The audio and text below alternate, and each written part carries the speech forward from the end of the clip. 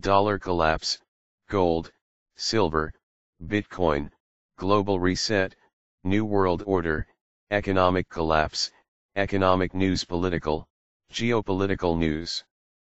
Today, we talk about, Trump will soon end conflict with Korean. The potential for war over the Korean peninsula is as great as ever. The news cycle we live in is a world of 24-hour updates.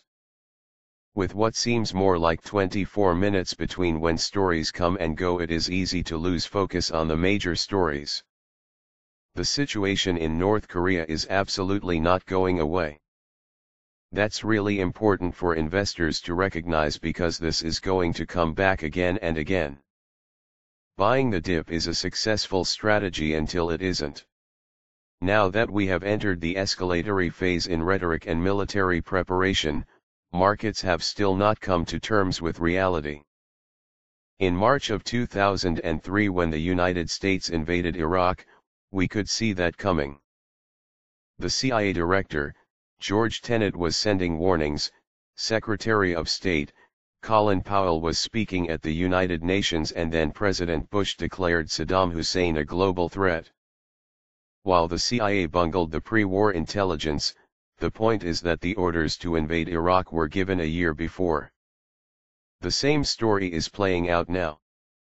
While the president can always call off military action, the planning phases for an attack on North Korea are going on now. Orders have been given. Preparations have been made.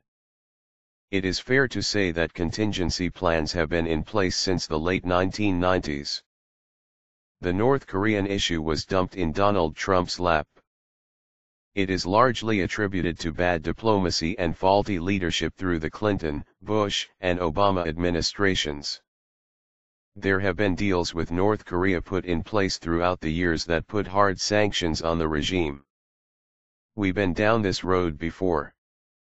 Every time North Korea engages in dangerous behavior, the international community and the United States places pressure on them. It has worked where both sides have agreed to terms, but the North Koreans continuously break their promises and escalate programs. For the 8 years under the Obama administration, nearly nothing was done and the issue was largely ignored. It's hard to point blame at Trump, and while he has dialed up the rhetoric, this has been going on for decades. North Korea, the logic of war.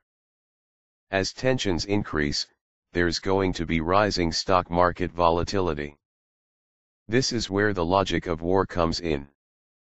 The French call it, la logique de la guerre. The logic of war is different than the logic of diplomacy.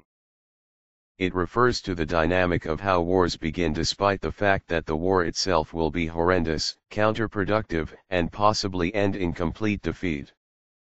Under the logic of war, there's an escalatory logic that leads to war even when no one thinks it's a good idea. There is a theory that Kim Jong-un is mentally unstable, but in many ways the situation is even more complex because he is extremely isolated and exists in his own dangerous bubble.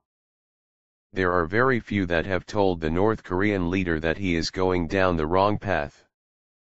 Even if there are talks going on currently behind the scenes with the Russians and Chinese, he's not someone who is getting much independent advice. The United States has to come to a decision on whether it can live in that world where it can be threatened by North Korean nuclear weapons and missile programs.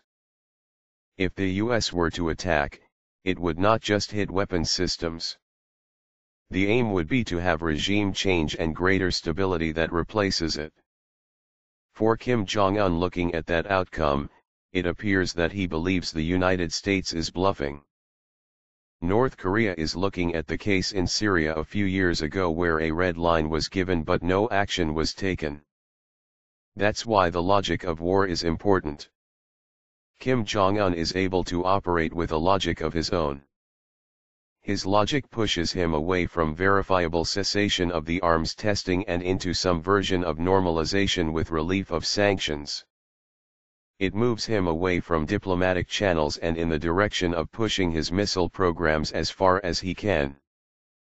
That's where a breakout happens. It is a dash for the finish line where a country aims for an objective without even pretending it is operating with peaceful purposes. Actions are taken regardless of negotiations or critical pressure. War, nuclear weapons, and breakout escalation. In a breakout, there is an increase in the probability of attack, but it drastically decreases the decision-making time and the window in which your enemy, in Kim Jong-un's perspective the United States, can actually attack you. That's where the US is right now. He is in breakout mode. He's testing his missiles at rapid pace. He's testing his weapons and putting all the pieces together. This decision has forced the United States to think hard about war and is providing very little time to act. It could be a matter of months before North Korea has this capability. The North Korean regime is also aiming to launch a missile from a submarine. The capacity that they have is nothing like the US Trident submarines, or a more sophisticated system, but they do have a submarine. The action is going to be a shock to the stock market. It's going to be a huge wake-up call. The worst-case scenario is facing a submarine that can be maneuvered in the Pacific Ocean. While it might be able to be tracked, it allows for a threat to be closer to US territory and the missile range to be greatly diminished.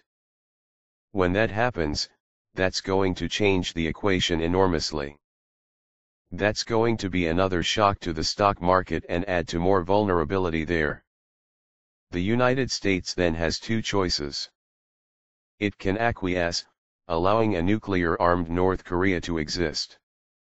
That would cause Japan and South Korea to weaponize nuclear technology, which is unstable in itself and will increase the probabilities of war. The second option is that the US will not acquiesce in this, and will go to war to put a stop it. The First Korean War fighting began in June 1950 and lasted until July 1953.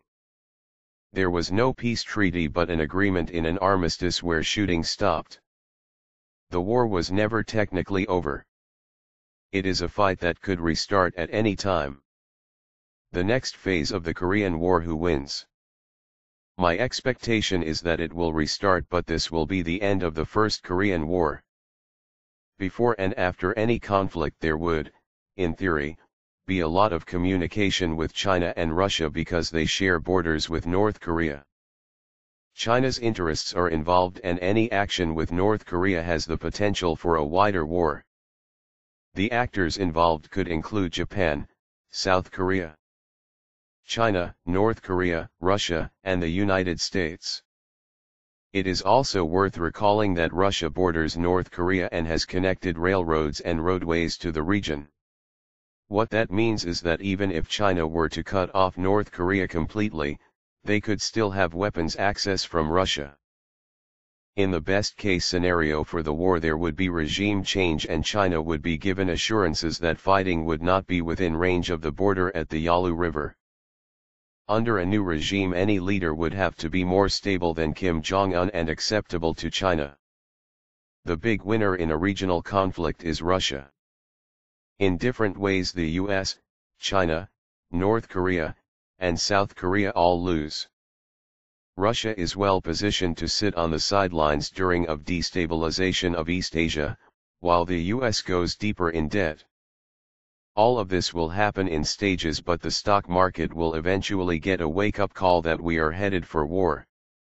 Investors looking to take action can make sure they have allocations of both cash and gold.